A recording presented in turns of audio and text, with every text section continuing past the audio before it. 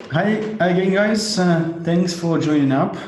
We'll be starting. So yeah, let's have this run through our vision on how the data and how the actual discovery through this data, working with it, can dramatically influence your business and influence the penetration into the market. You can do with it or don't if you don't use the data you have. Okay, so.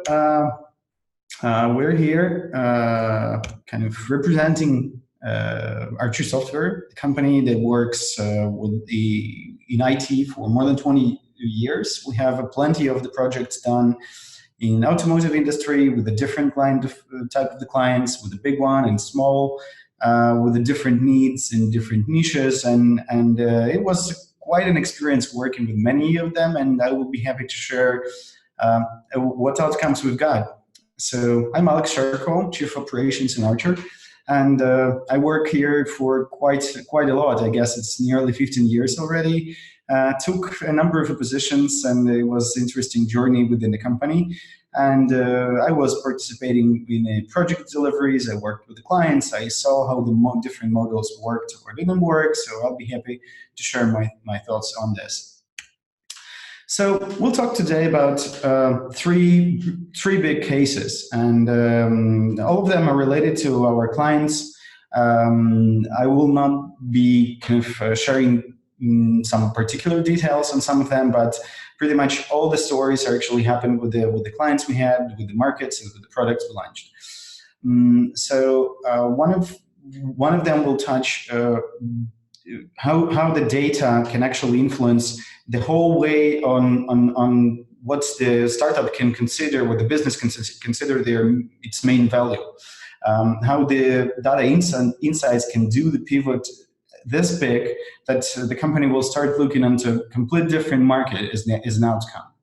In another case, we'll talk about a bit kind of how two different strategies to approach to the market penetration strategy may actually kill the startup or make it successful.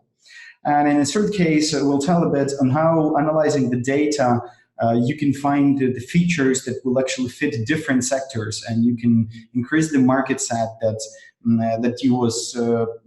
much bigger than the one that you was planning for. So let's do this run, and yeah. Okay, so let's first talk about the data. It's pretty conventional right now to tell that the data should be gathered, the data-driven development, the data-driven business models, data-driven startups in general. But it's pretty common still that whether the data is not collected by the startup or the technology team or the product team at all, or they start collecting it on a later stage. And what is sometimes the most kind of dramatic is that the data sometimes is collected, but nobody's actually analyzing the insights precisely to understand what's happening inside, while it actually can give quite a big intro to the business model, like in the case I want to share. So we definitely, one big outcome of many cases when the startup is actually good into collecting the data is that, yes, please do start looking into it from the very first day and try to adjust your business model, because like happened with one of our clients, they were developing the product that was oriented to the drive scoring for the fleets for B2B sector, and the idea was to score and to identify the trends, to analyze the driving behavior of the drivers of the whole fleet. So this was the main kind of the value. There was a delivery that this client planned. They actually started penetrating the market like this. They got the first big client, and they started analyzing the data and the feedback that it was getting from this client. And it went pretty well. So they did the first penetration, but it was the model they started with. Within this discussions with the first client, they got a feedback, and pretty much the case when a client had a small fleet in a small town where he saw kind of like the client people saw kind of anomaly in the data that the system was given back to the administrator staff. Like the drivers with pretty much good score in general were pretty aggressively abusing the driving rules, or kind of actually performing much worse in terms of the quality of driving within the same area. And the idea was that probably maybe it was kind of a bug or some anomaly that they wanted the development team to actually analyze. And this analysis brought up a very interesting situation that it was pretty correct. It wasn't a bug of the system. It was actually the real situation when the road the part of the route, the specific place in the routing system of the city was designed bad or was bad in terms of the traffic conditions, and it was pretty dangerous. And the driver just, even with his general score being pretty good, they just had to change their behavior to run through this area kind of safely. So, and obviously, like the pretty straightforward decision for the fleet management company was to change the route, just to update the routing of this of the fleet to avoid this place. And that's what we did, but what they did. But what the technology team actually came from, that this may be the whole new feature set, because like they were mostly focusing on analyzing the data from like to say what is the performance of the drivers, what is the performance of the fleet in general, what is the condition and the health check of the vehicles. But with this new kind of situation, analyzing the data, they understood they can bring in kind of a whole new feature set for routing optimization automatically based on the specific road conditions or the scoring situation that described by this anomaly. So they brought this new feature set, and then when the product team of the startup started analyzing it, they came up to that this is a whole. It's not just a new feature set within the model they were providing to the clients already. It was the whole new market to penetrate. It was a whole new set of the clients they can work with to bring in those analysis into how you can optimize the routing. And once they started discovering, they found out it's actually a pretty big problem. Like we'll be sharing the slides afterwards, but you can see right now on the screen that actually it's a pretty big problem in America and not only in worldwide, because a big amount of the roads, especially outside of the cities, are very hard to control in an automated way. Because if you go to analysis of the reasons of what's become the main reasons of the rough situations or the road accidents on the road, most of them are pretty hard to detect automatically with the cameras or with a certain kind of maintenance routing through the kind of human maintenance team and etc. And especially in countries like US, where the road network is huge. But if you consider it in pivoting this whole problem to the situation when you have few big fleets that's cruising through the country continuously, and you do the analysis based on the performance of the drivers to identify the spots for further investigation by the human teams, you solve pretty huge problem like the countrywide or kind of many countries wide problem. And they weren't considering this market at all until they got this situation, until they analyzed the data, because they were gathering it from the beginning, because they were looking into it, and they got pretty good opportunities. They started exploring them, and right now they're doing pretty good with this feature set. So right now they're selling not only to the fleets, but to the governmental subsectors and stuff like this. So it's a good case on how you can actually effectively use the data and kind of penetrate new market with it. Let's talk now about a bit different situation. So I will tell about two cases that happened with two of our clients, and it is more now relating not just to the technology itself, but to the way how you use the technology, how you how you develop your product, and how you plan your market penetration with this product developed, on what stage, and how you want to approach the market with it.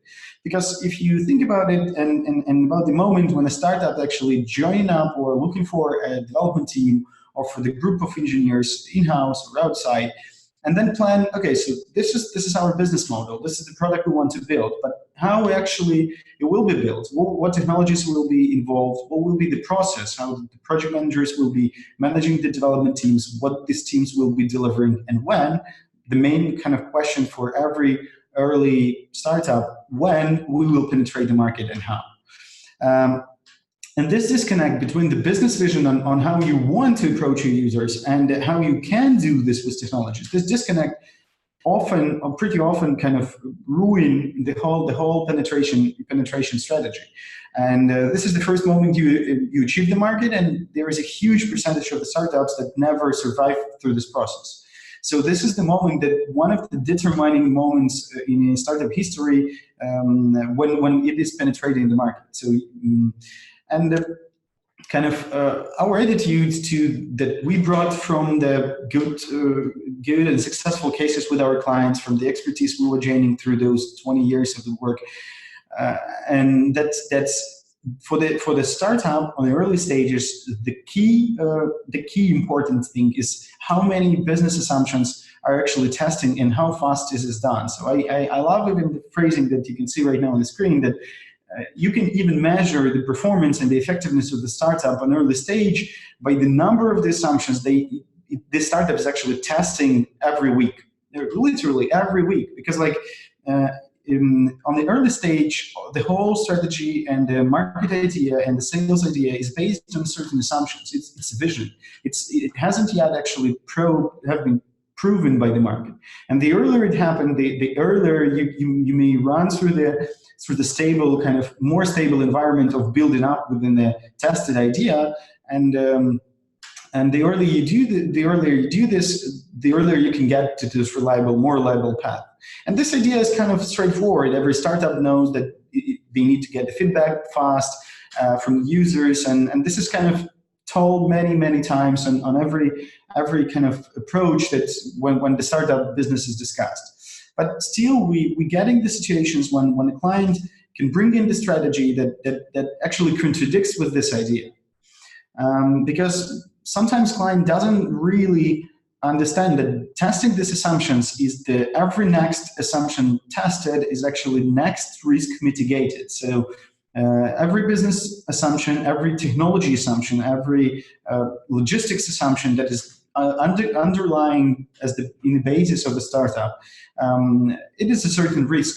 Understand it by the team or not, clarified or not, and the testing of the assumptions actually bring it in whether it is mitigated or not. So the faster startups actually testing those assumptions, the faster it mitigates the risk, decreasing the probability of the failure, which is huge for this type of the business.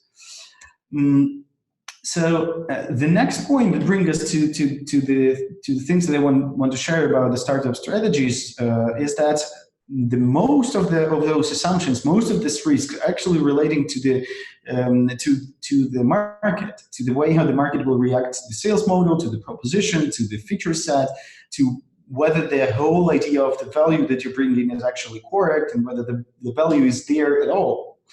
And the faster you actually test it, the more reliable entrepreneur you are, the more effective you are in building your business.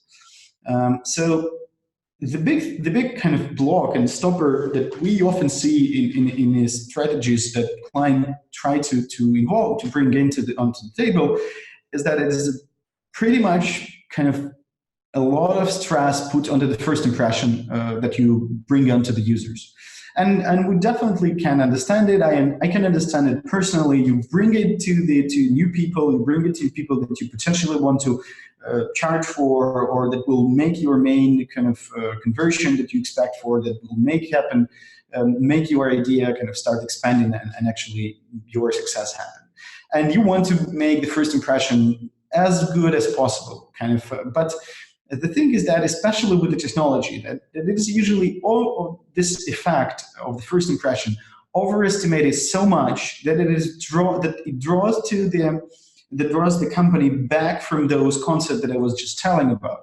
That it draws company back from actually testing the assumptions. So by trying to penetrate market in a nice way, to look great from a very first second, startup actually increasing dramatically the risk of failing in general, because the kind of and the concept we usually propose to the client to balance the situation. Obviously, we're not saying that it is necessary or good to penetrate the market with the raw product that is not ready at all. This is another kind of side of this paradigm, and we're definitely not recommending this. But what we do recommend is that to focus on a main core value that this product is actually delivering, and test this main assumption first, because there are many situations in startup statistics when a startup is actually based on the idea that seemed to be good, but actually never found a market fit. The market never reacted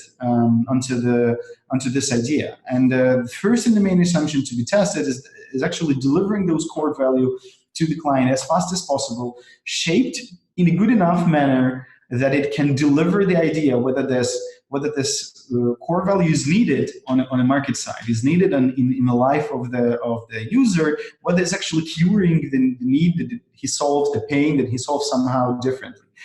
And if this is the case, if this is actually the value that the client needs, he will like the idea. He will like the fact that this solution is actually solving his pain. And he will live normally with the fact that it may look still kind of to be polished, but to get this pain cured, to get this need delivered. And again, obviously, we're not proposing to deploy like the raw markup ready tools, but we propose to find those balance and to focus all the time, especially in the early stage, to focus on finding this balance between the delivering the core value as fast as possible and not overestimating the first impression.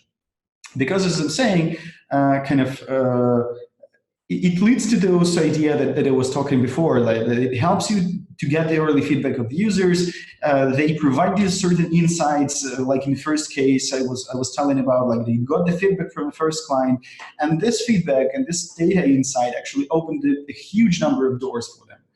And so we definitely recommend always to test these doors as fast as possible. Because kind of going backwards and tending to kind of to those first impression, to making the perfect first move, may just rebalancely drop you off the balance of cost time value, because there is always a certain proportion, and it's known paradigm that there is a certain balance of the cost and time and value that you can deliver with the same reality. So you whether compromise, if you start rebalancing, if you start losing this balance, you will whether compromise the cost or the timeline or the value. And the idea is that tending to those fast delivery is actually making sure that this value is enough, but saving the cost and time. And this is critically important, and I will tell you the few examples that show it up.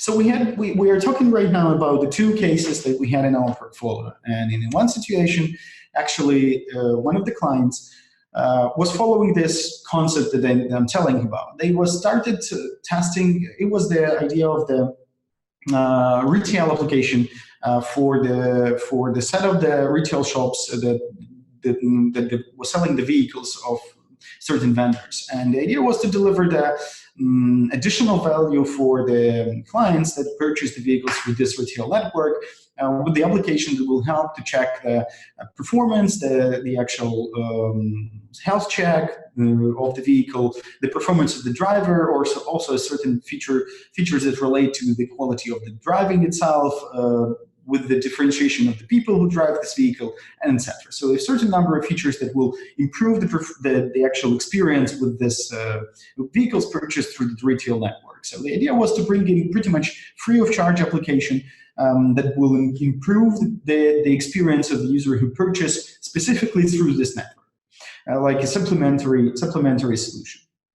And while the user experience was the key in this story, while the client actually wanted this to be kind of very handful, very comfy application to be used, they didn't overestimate this factor. They wanted to try this idea as fast as possible.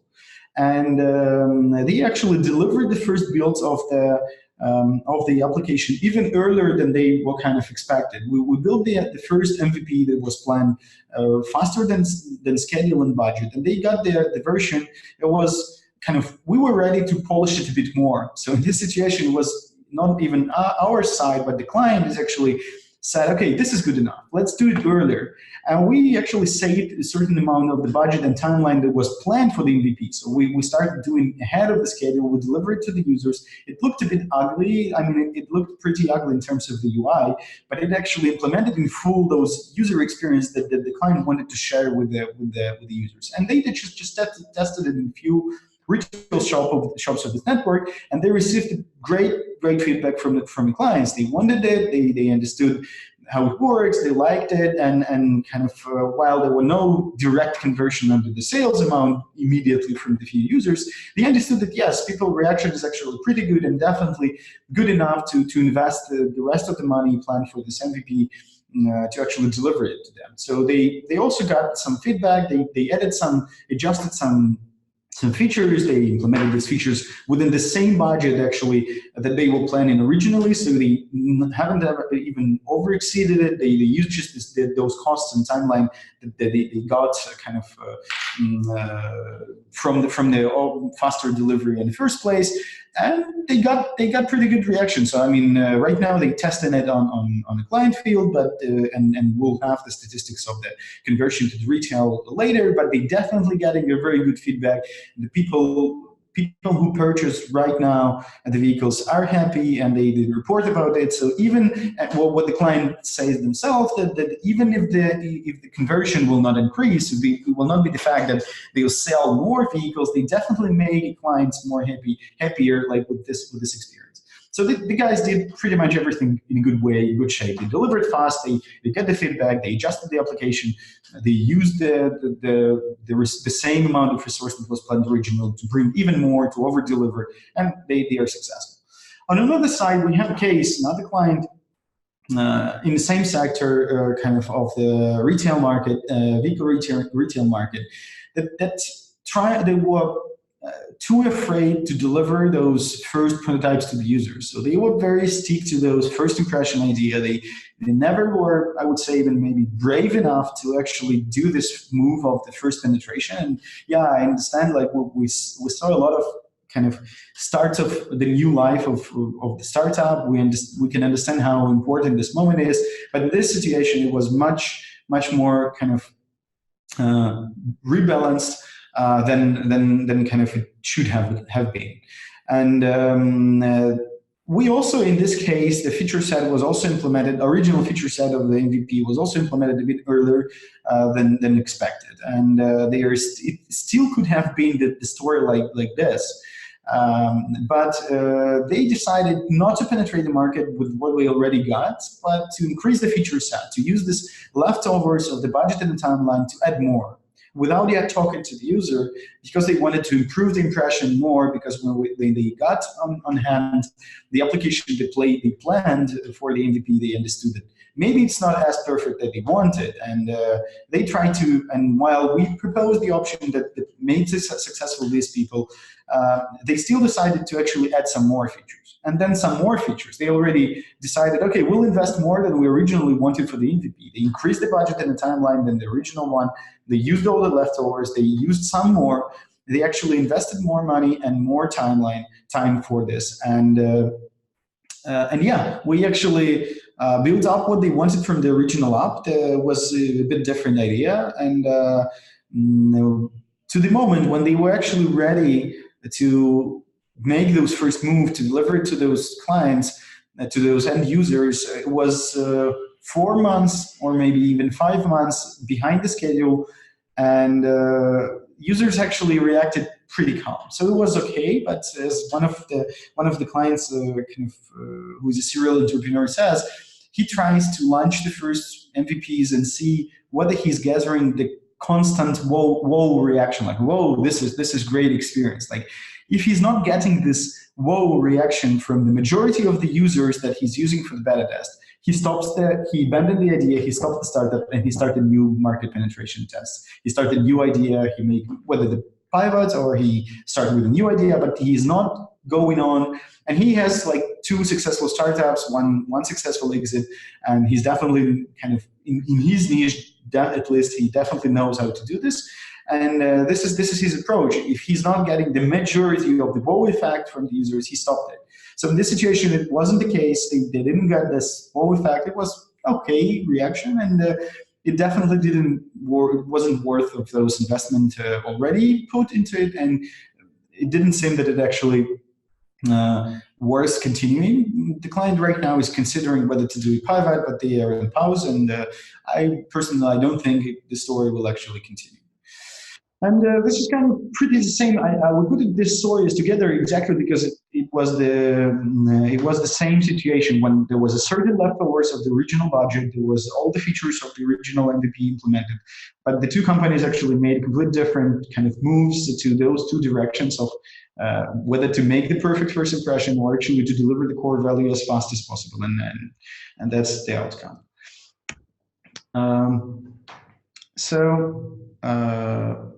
The next case I want to share is relates to the situation when the data analysis, the kind of running through the data sets that gathered by the startup didn't open kind of a new market for it, but it actually showed it a few business models within the same market, within the same technology approach, and it also kind of generated the pretty good insights. So a different in addition to just kind of looking through the data from the very first moments of the life of the startup to the fact you do analyze it, it's important also to start scoring the data itself, to bring in some meta metrics on top of it, to do the certain measurement on how this data actually, like what insight this data can bring.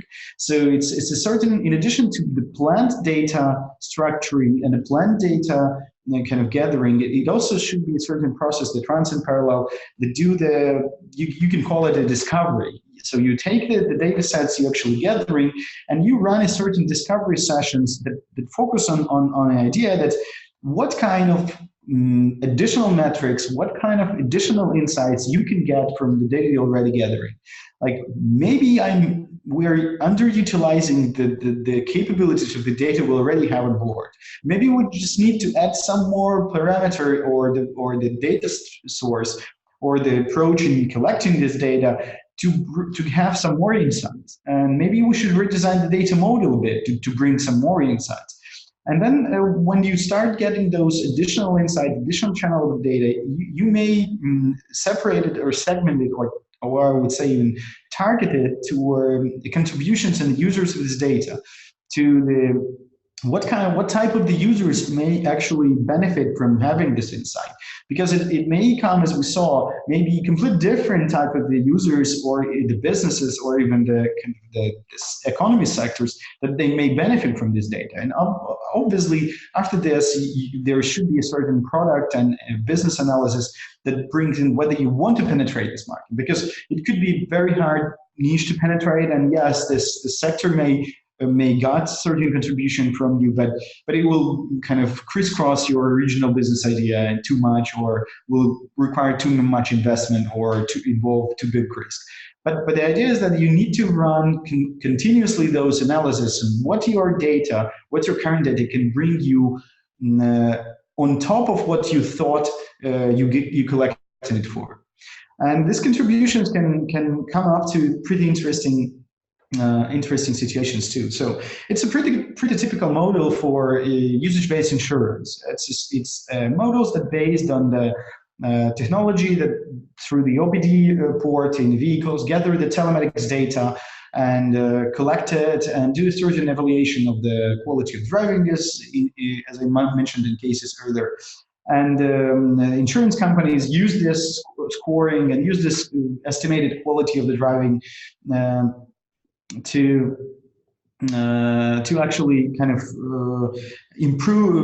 rebalance the payment model of this insurance, whether make it cheaper or more expensive. And this model existed for quite a period of time. But with the years, when people starting, whether it was the governmental sector or the actual companies or the startups, they were actually analyzing this data. It brought to few vectors of involvement of this.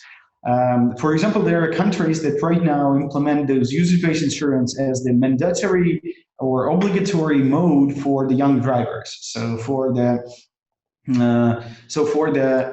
situation when the person just got the driver license, he's obligated to run under those usage-based mode and data collection mode for at least 2 years. And based on the score he's getting for the quality of his driving, he may be obligated to redo his licensing, to redo the driving exams, and to start over. So if the young driver is actually falling off the certain funnel of the correct driving that's considered by the system, it may affect the whole story of this person on the road. It may brought him back to the exams, to driving tests, and to getting the license all over from the beginning, and then another 2 years of those tests. From another perspective, if you are within those scoring funnels, if you are actually performing good in terms of the quality of driving, you are immediately getting much better costs and much better conditions for and premiums for the insurance package you got. And not just for those 2 years, but automatically after those 2 years too. So moreover, like after the 2 years, you stop being finish being a young driver, and you get even better results in terms of your insurance cost optimization just by driving the same way you was driving through those 2 years. So the government sector actually brought it in a number of the countries to apply it like this. And obviously, it's affecting the general level of the driving capabilities, like driving skills. I wouldn't say maybe of the nation, but definitely of a certain layer of the people who are participating in this program. Because if you are performing good for the 2 years, for the first 2 years that you're driving the car, you most probably will be doing the same after this. So it impacted driving quality generally of the road, of the nation. It actually makes some benefits for the driver himself, for the careful driving, and it filtered back to the careless drivers. So pretty kind of straightforward and well-designed model. But the same kind of the data, same kind of scoring is actually implemented by other companies. Like one of the startups we had also in our batch is using the same kind of scoring approach, not forced by the government or insurance, but actually initiated by the driving sharing club for competitive social driving. And for when the user is actually comparing himself to his circle of friends and relatives, and for good results and for kind of gamified experience within it, he also gets a certain improvements in his cost performance with the insurance, and he actually improve his personal skills, but he also bring in more people from his circles to compete with them, to incentivize them to do the same. And it's spread as a social activity. So pretty much the same set of the data, same technology, but used from different angle, brings a completely different model. And another case, the third one, for the same kind of data, but in this case, actually gathered from a different type of the users, different type of the vehicles. So for the heavy trucks, for the business fleets, it creates another model when the owner of the fleet can actually hire the drivers and track their performance, but by the end of the day, based on the fact that he's hiring the high quality drivers, decrease the general package of the insurance costs he's paying for the fleet. And definitely on the big fleets, it's a pretty dramatic numbers that can be saved in expenses in a situation when you have the quality driving actual drivers in your fleet, which incentivize the good HR and the good salaries to the drivers from a quite different angle, from very quantitative and measurable angle, that you see the direct impact on how the investment into high salaries or a good quality pre-screening in HR department is actually returning as this investment returns in much better conditions in the insurance. And it completely changed the whole strategy of the companies that manage the fleets. And this is also one of the cases we had on board when the company is actually doing this for their HR program. So you see that this is the data can be interesting. The technology can actually bring quite a big difference to the models and to the approaches. And Yeah, and definitely will be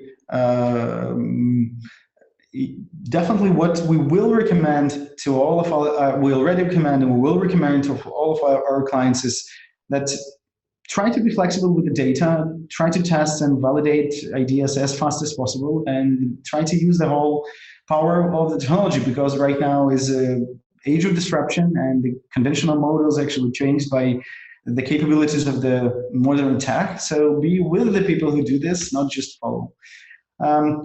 If you have an idea, or if you're running right now a startup that and you want to validate this idea in terms of how technology can help it, or you want to check your penetration strategy, we have right now a certain approach that where we advise the people on a pretty early stage of the startup on how to move forward, how the technology can help, not prevent you to be successful.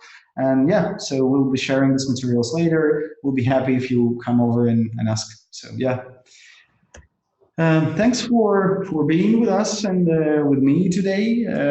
We'll be following up with two more webinars in 2 weeks in a row. So hopefully you'll join up that one too. Thank you for being with me. Bye. Have a good evening.